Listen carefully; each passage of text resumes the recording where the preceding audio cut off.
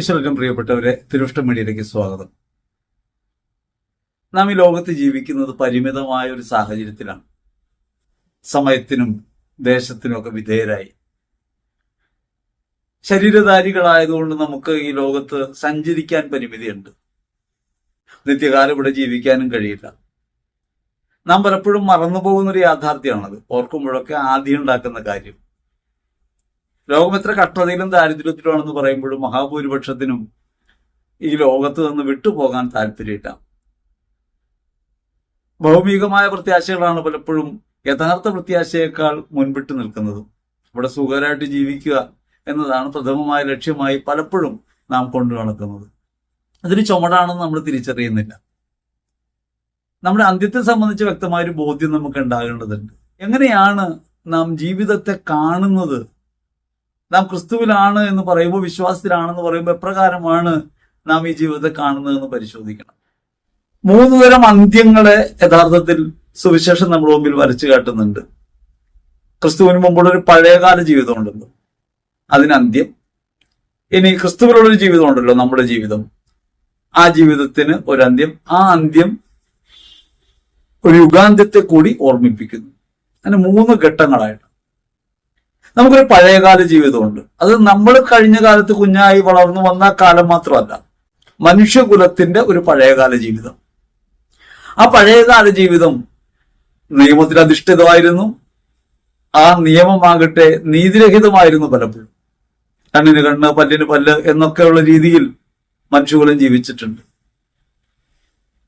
ദൈവത്തെ ആരാധിക്കാത്തവരെ കൊന്നുകളയുന്നൊരു പ്രകൃതം വരെ പഴയ നിയമകാലത്തുണ്ടായിരുന്നു. ആ ഒരു ജനതയിൽ നിന്നാണ് നമ്മൾ വരുന്നത്. നമുക്ക് നമ്മുടെ പൂർവികരെ നിഷേധിക്കാൻ സാധ്യമല്ല. നാം കടന്നു വന്നത് ഇപ്രകാരമുള്ള ഒരു ലോകത്ത് നിന്നാണ്. ആ ലോകത്തിന്റെ പല ചായ്ച്ചലുകളും നമ്മളിപ്പോഴും നിലനിർത്തുന്നുണ്ട്. താനും നമ്മുടെ സമൂഹത്തിൽ നാം കാണുന്ന പല പ്രവണതകളും ഈ പഴയകാല സ്വഭാവമുള്ളവയാണ്. സാധാരണഗതിയിൽ ക്രിസ്തു പഠിപ്പിച്ചത് സ്നേഹിക്കാനാണെന്ന് പറയുമ്പോഴും നമ്മെ എതിർക്കുന്നവരെ തള്ളിക്കളയാനും ഇല്ലായ്മ ചെയ്യാനും ഒക്കെ ഉള്ള ദാഹങ്ങളും മോഹങ്ങളും മാനസികമായ പദ്ധതികളൊക്കെ നമ്മുടെ അകത്തുണ്ട്. ഒരുപക്ഷെ നേരിട്ട് ആരെയും കൊല്ലുന്നില്ലെങ്കിൽ പോലും പലരെയും മനസ്സുകൊണ്ട് കൊന്നുകളഞ്ഞവരാണ് നമ്മൾ. അപ്രകാരം ബന്ധവിച്ഛേദനങ്ങളുടെയും വിഭജനങ്ങളുടെയും ഒക്കെ ഒരു ലോകവും ഒരു സമീപനവും നമ്മുടെ ഭാഗത്തുണ്ട് എന്ന കാര്യം നാം ഓർക്കണം. പഴയ നിയമകാലത്ത് നിന്ന് പുതിയ നിയമകാലത്തേക്ക് നമ്മൾ പ്രവേശിക്കുകയും പുതിയ നിയമകാലം ഒരു യുഗാന്ത്യത്തിലേക്ക് പ്രവേശിക്കുകയും ചെയ്യുന്നു എന്ന ഈ യാത്രയെ വ്യക്തമായി നാം തിരിച്ചറിയുമ്പോൾ മാത്രമേ നമുക്ക് യഥാർത്ഥത്തിൽ ക്രിസ്തുവിനുള്ള ജീവിതത്തിൽ പുരോഗമിക്കാൻ പറ്റൂ. സുവിശേഷത്തെ നമ്മൾ കാണും.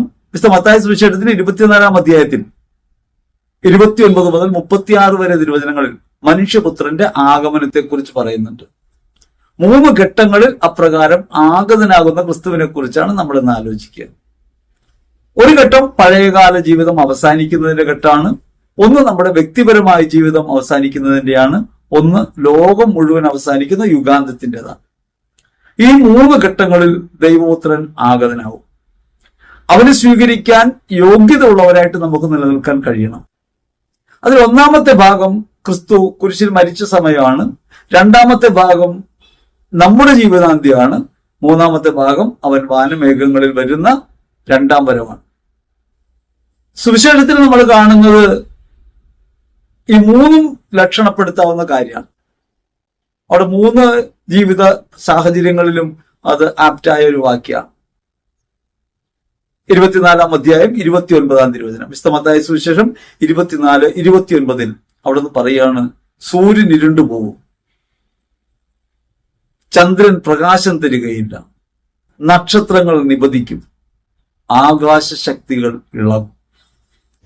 അക്കാലത്തെ പീഡനങ്ങൾക്ക് ശേഷം പൊടുന്നനെ സൂര്യൻ ഇരുണ്ടുപോകും, ചന്ദ്രൻ പ്രകാശം തരികയില്ല, നക്ഷത്രങ്ങൾ ആകാശത്തിൽ നിന്ന് നിപതിക്കും, ആകാശശക്തികൾ ഇളകുകയും ചെയ്യും.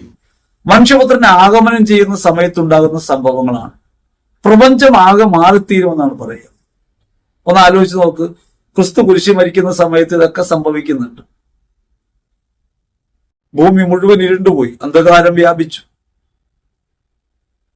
ആകാശം ഇളകി, ഭൂമി കുലുങ്ങി, ശവകുടീരങ്ങൾ തുറക്കും.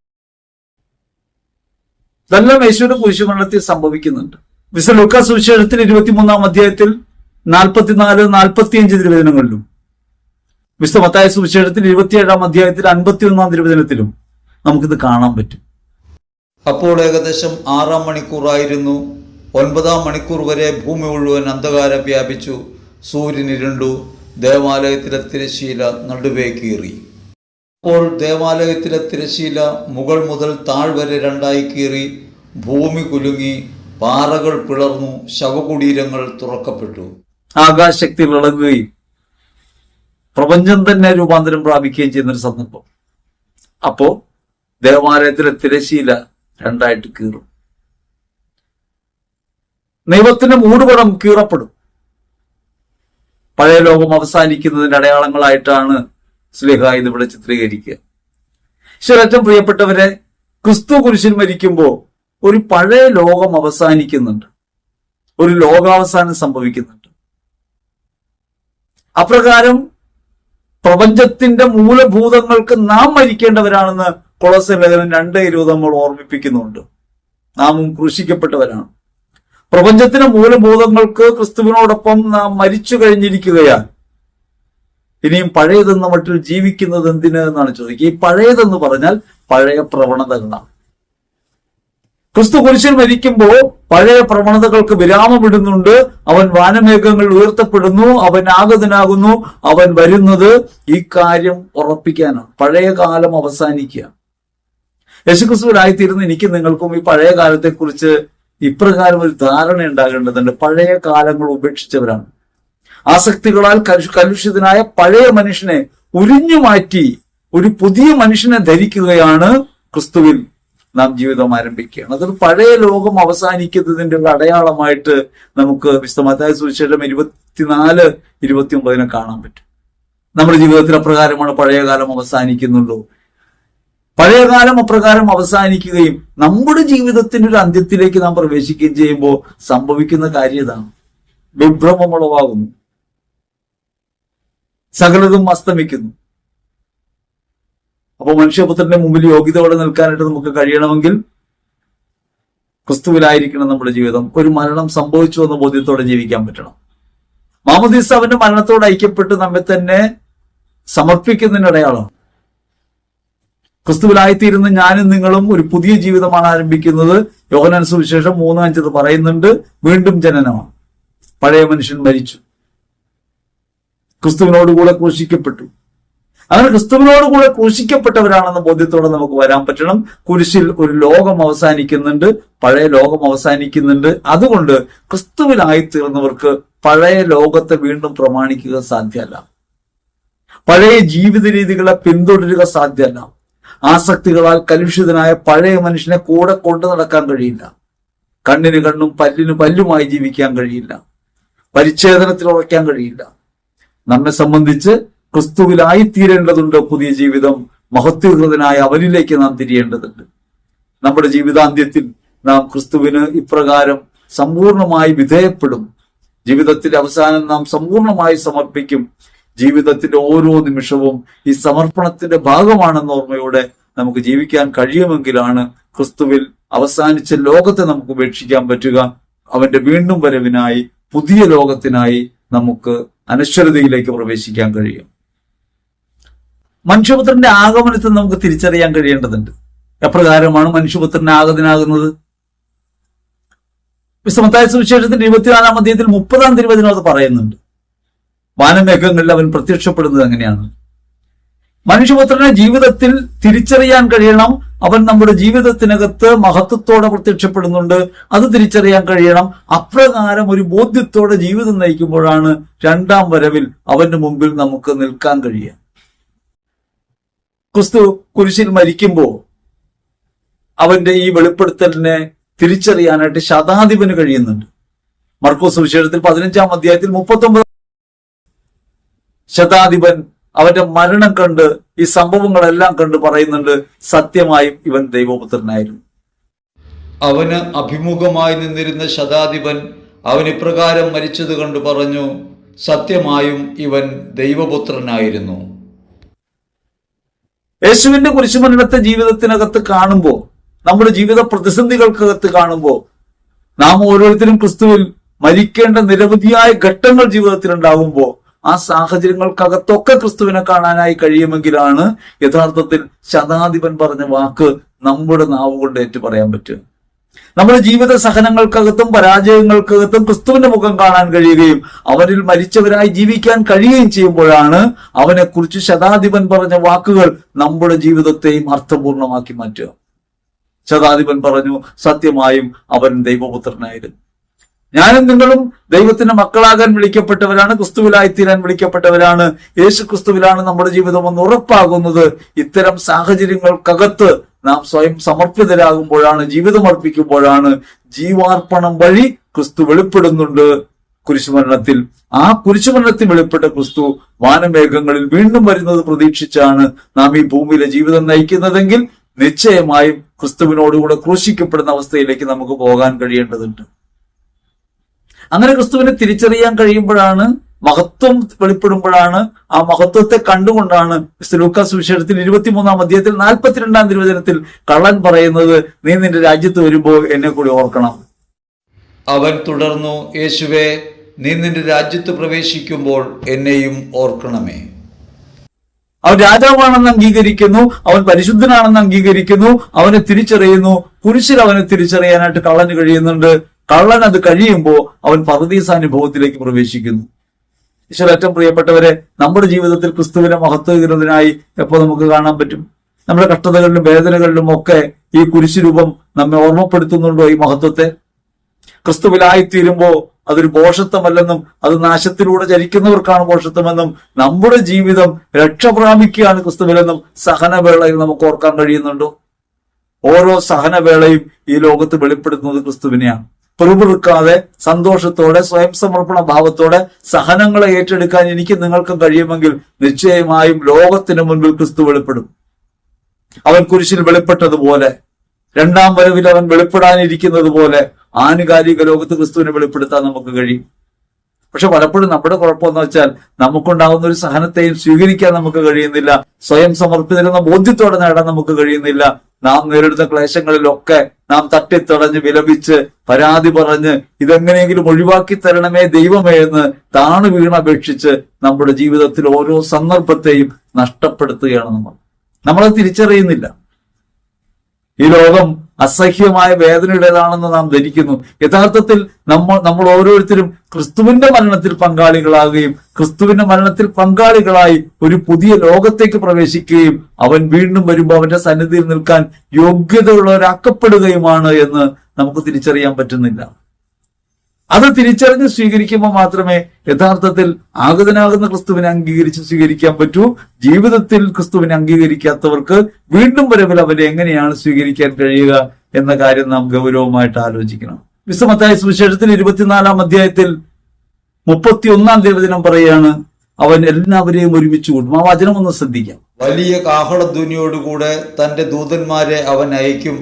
അവർ ആകാശത്തിന്റെ ഒരറ്റം മുതൽ മറ്റേ അറ്റം വരെ 4 ദിക്കുകളിൽ നിന്ന് അവന്റെ തിരഞ്ഞെടുക്കപ്പെട്ടവരെ ഒരുമിച്ച് കൂട്ടും.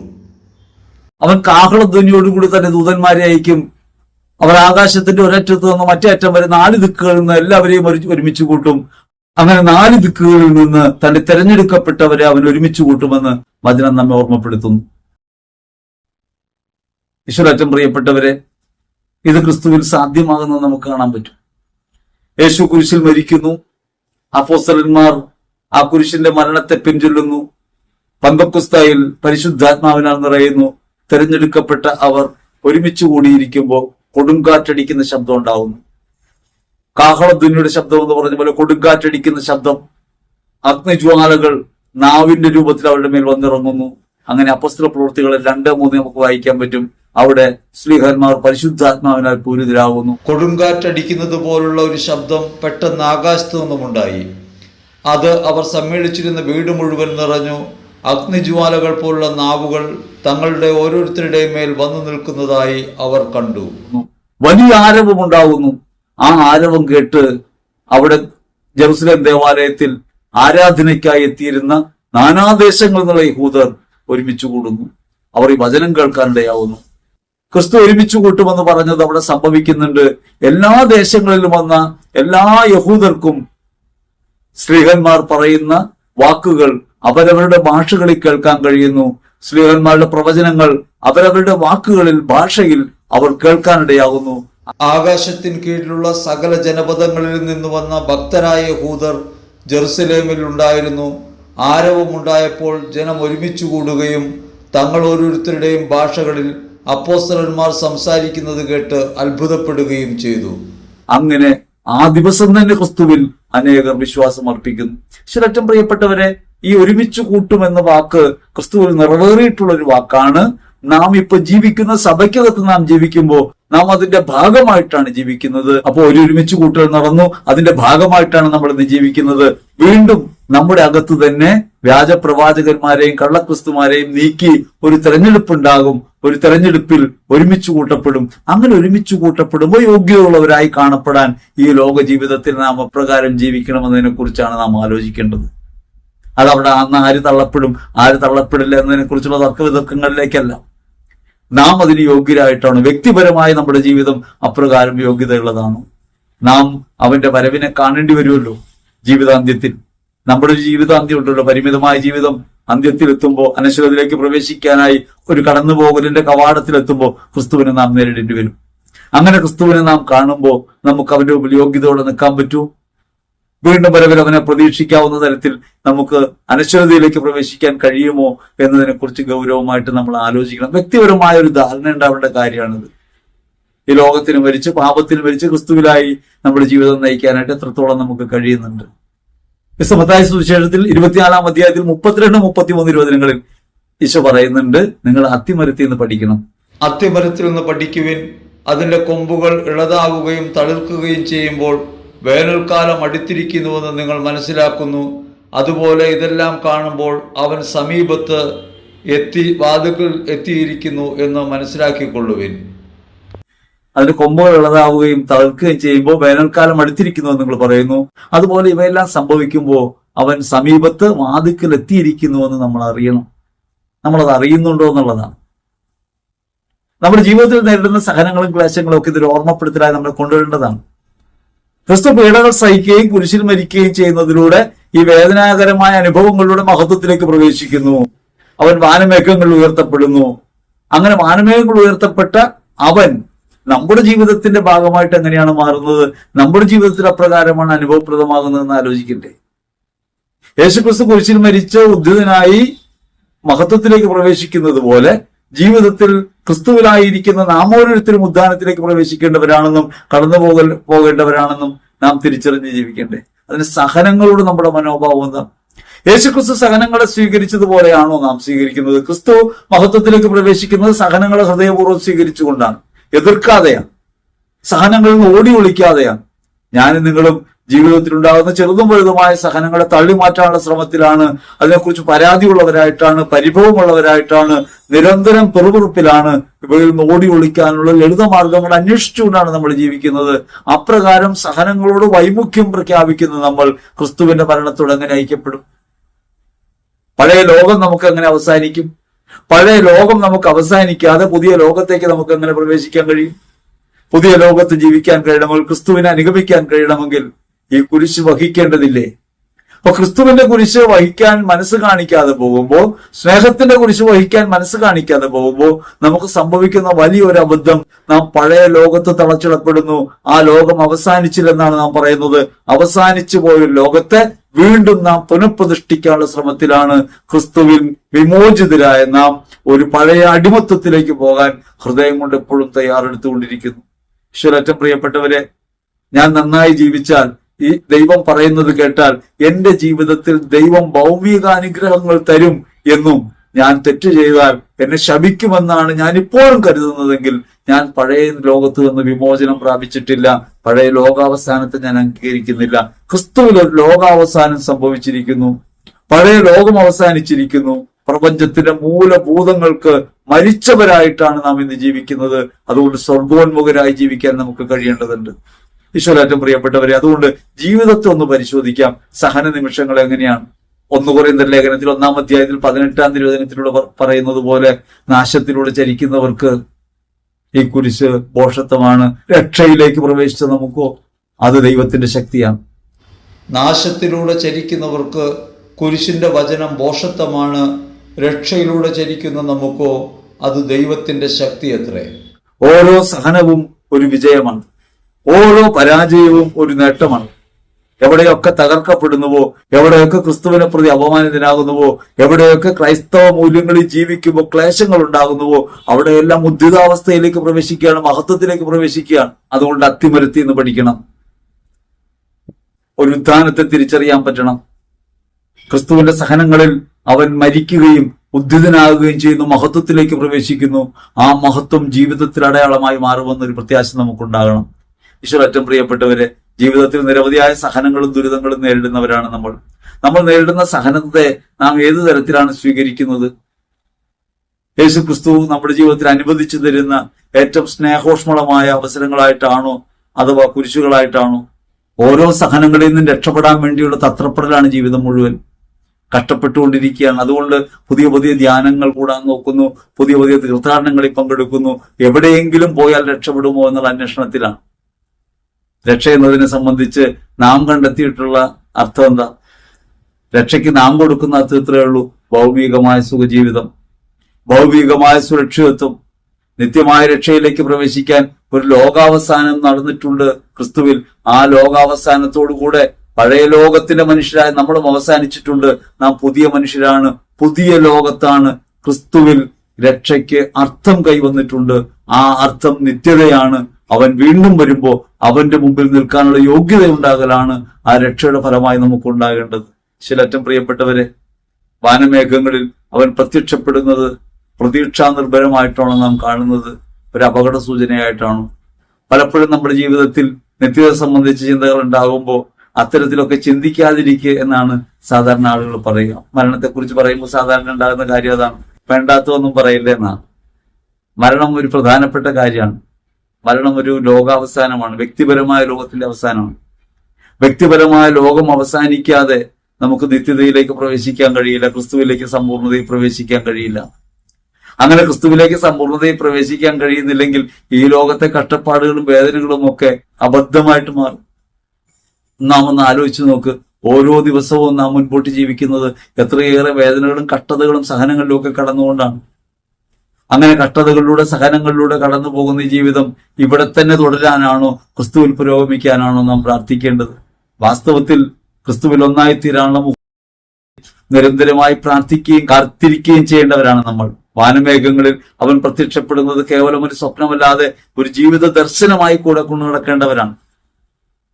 നമ്മുടെ ജീവിത ദർശനത്തിനകത്ത് ഈ ഭാവി പ്രതീക്ഷയില്ല, പ്രത്യാശയില്ല, ക്രിസ്തുവിലായിത്തീരുന്നതിനെ കുറിച്ച് ബോധമില്ല. നമ്മുടെ പ്രത്യാശ മുഴുവൻ ലോകത്ത് തളച്ചിടപ്പെട്ടതാണ്. ഈ ലോകത്തിലെ കാര്യങ്ങൾ നടക്കാൻ വേണ്ടി മാത്രമാണ് നമ്മുടെ പ്രത്യാശകൾ. അതുകൊണ്ടാണ് കൊരിന്ത്യർ ലേഖനത്തിൽ വിശുദ്ധ പൗലോസ് പറയുന്നത്, 1 കൊരിന്ത്യർ 15:19, ഈ ലോകത്തിലെ കാര്യങ്ങൾക്ക് വേണ്ടി മാത്രമാണ് പ്രത്യാശ വെച്ചിട്ടുള്ളതെങ്കിൽ നിങ്ങൾ എല്ലാവരെയും കാൾ നിർഭാഗ്യം. നമ്മൾ ഭാഗ്യപ്പെട്ടവരായിത്തീരുന്നത് ക്രിസ്തുവിൽ സംഭവിച്ച ലോകാവസാനത്തെ അംഗീകരിക്കുകയും ഒരു പുതിയ ലോകത്തേക്ക് നാം പ്രവേശിച്ചിരിക്കുന്നു, പുതിയ നിയമത്തിന്റെ കാലത്തേക്ക് പ്രവേശിച്ചിരിക്കുന്നു, സ്നേഹത്തിന്റെ രാജ്യത്തിലേക്ക് നാം പ്രവേശിച്ചിരിക്കുന്നു. ക്രിസ്തുവിൽ ഒരു പുതിയ ജീവിതം നാം നയിക്കുകയാണ്. അങ്ങനെ നയിക്കുമ്പോൾ നമ്മുടെ ജീവിതം നേരിടുന്ന പ്രതികൂലങ്ങളെയൊക്കെ ക്രിസ്തുവിന്റെ കുരിശുമരണത്തോട് ചേർത്ത് വെച്ച് ലോകാവസാനത്തിലേക്ക് കൊണ്ടുപോകാൻ നമുക്ക് കഴിയണം. എന്നിട്ട് നമ്മുടെ ജീവിതം അവസാനിക്കുമ്പോൾ ഒരു നിത്യതയിലേക്ക് പ്രവേശിക്കാൻ, അവനെ വീണ്ടും മുഖാമുഖം കാണുന്ന ഒരു പുതിയ ജീവിതത്തിലേക്ക് പ്രവേശിക്കാൻ എനിക്ക് നിങ്ങൾക്കും ആവണം. അങ്ങനെ ആവുന്നില്ലെങ്കിൽ ഈ കഷ്ടപ്പാടും ദുരിതങ്ങളും ഒക്കെ വ്യർത്ഥമായി പോകും. ഒന്ന് ആലോചിച്ച് നോക്കി. നാം ക്രിസ്തുവിലായിത്തീരുന്നില്ല എന്നിരിക്കിൽ നാം ഈ കഷ്ടപ്പെടുന്നതൊക്കെ വ്യർത്ഥമായി പോകും. നിത്യത നമുക്ക് അവകാശമാകുന്നില്ലെങ്കിൽ ഈ ലോകത്തെ കഷ്ടപ്പാടുകൾക്ക് എന്താണ് അർത്ഥം? ഇവിടെ നാം നേരിടുന്ന കഷ്ടപ്പാടുകൾക്കൊക്കെ, നാം നേരിടുന്ന എല്ലാ ക്ലേശങ്ങൾക്കും ഉത്തരം ക്രിസ്തുവിലാണ്. അതുകൊണ്ട് ആ പ്രത്യാശ നമ്മെ നിരാശരാക്കുന്നില്ല. റോമർ ലേഖനം 5:5 പറയും, പ്രത്യാശ നമ്മെ നിരാശരാക്കുന്നില്ല. നമുക്ക് നൽകപ്പെട്ടിരിക്കുന്ന പരിശുദ്ധാത്മാവിലൂടെ ദൈവത്തിന്റെ സ്നേഹം നമ്മിലേക്ക് ചൊരിയപ്പെട്ടിരിക്കുന്നു. ആ സ്നേഹത്തിൽ ഈ ലോകത്തെ മനസ്സിലാക്കാൻ, ക്രിസ്തുവിനെ പ്രതി ഈ ലോകത്തിന് വേണ്ടി അർപ്പണം ചെയ്യാൻ എനിക്ക് നിങ്ങൾക്കും കഴിയേണ്ടതുണ്ട്. അങ്ങനെ കഴിയുമ്പോൾ മാത്രമേ യഥാർത്ഥത്തിൽ നിത്യതയുടെ പ്രകാശത്തിലേക്ക് നമുക്ക് പ്രവേശിക്കാൻ കഴിയും. ഈശ്വരറ്റം പ്രിയപ്പെട്ടവരെ, 2-3 കാര്യങ്ങൾ നമുക്ക് ബോധ്യപ്പെടാം. ക്രിസ്തു കുരിശിൽ മരിച്ചപ്പോൾ ഒരു ലോകം അവസാനിക്കുന്നുണ്ട്. ആ ലോകാവസാനത്തിൽ നാം പങ്കുകാരാവുകയാണ് മാമോദീസയിലൂടെ ക്രിസ്തുവിൽ ജീവിതം ആരംഭിക്കുമ്പോൾ. പഴയ മനുഷ്യൻ മരിച്ചു, ക്രിസ്തുവിനോടുകൂടെ ക്രൂശിക്കപ്പെട്ടു, ആ ലോകം അവസാനിച്ചു, പഴയ തലമുറ അവസാനിച്ചു. ക്രിസ്തുവിൽ ഒരു പുതിയ തലമുറയായി ഒരു പുതിയ ലോകത്തേക്ക് നാം പ്രവേശിക്കുന്നു. നാം ഈ ലോകത്ത് ജീവിക്കുന്നത് ആസക്തികളാൽ കലുഷിതനായ പഴയ മനുഷ്യനെ, എഫേസ്യർ 4:23 പറയുന്ന ആ പഴയ മനുഷ്യനെ ഉരിഞ്ഞു മാറ്റിയിട്ടാണ്. അതുകൊണ്ട് ഈ ലോകത്ത് ജീവിക്കുമ്പോൾ ക്രിസ്തുവിന്റെ പ്രബോധനങ്ങൾക്ക് വിധേയപ്പെട്ട് ജീവിക്കാൻ നമുക്ക് കഴിയണം. ആ പ്രബോധനമാകട്ടെ അവരെന്നെ വേണ്ടി സഹിക്കുക, മരിക്കുക എന്നാണ് നമ്മെ ഓർമ്മപ്പെടുത്തുന്നത്. മറ്റുള്ളവർക്ക് ഭക്ഷണമായി തീരുക എന്നാണ് ഓർമ്മപ്പെടുത്തുന്നത്. അങ്ങനെ യേശുക്രിസ്തുവിൽ ഒരു പുതിയ ജീവിതത്തിലേക്ക് പ്രവേശിക്കാൻ, സ്നേഹത്തിന്റെ പ്രവൃത്തികളിലൂടെ സ്വയം നവീകരിക്കാൻ ക്രിസ്തു നമ്മെ ക്ഷണിക്കുന്നുണ്ട്. ആ ജീവിതത്തിന്റെ ഓരോ ക്ലേശങ്ങളെയും ഓരോ കുരിശുകളെയും ക്രിസ്തുവിൽ അർപ്പിച്ച് ജീവിതാന്ത്യത്തിൽ അവനെ മുഖാമുഖം ദർശിക്കാൻ, നിത്യതയിൽ അവനുമായി ഒന്നായിരിക്കാൻ, രണ്ടാം വരവിൽ വീണ്ടും വരുന്ന യേശുവിനെ പ്രത്യാഗമനം ചെയ്യുന്ന ക്രിസ്തുവിനെ വാനമേഘങ്ങളിൽ സ്വീകരിക്കാൻ ഒരുക്കമുള്ളവരായി നമുക്ക് ജീവിക്കാം. അതിനാവശ്യമായ ദൈവകൃപ ഞങ്ങൾക്ക് നൽകണമേ എന്ന് ഹൃദയപൂർവ്വം പ്രാർത്ഥിക്കുകയും ചെയ്യാം. ആമേൻ.